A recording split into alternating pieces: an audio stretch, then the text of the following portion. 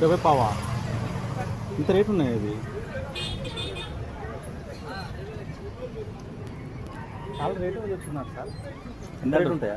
పావు 150 చెప్తున్నారు ఇది. మన ఊళ్ళో కిలో ఎంత? కిలో 600 అయినట్టు కదా అప్పుడు.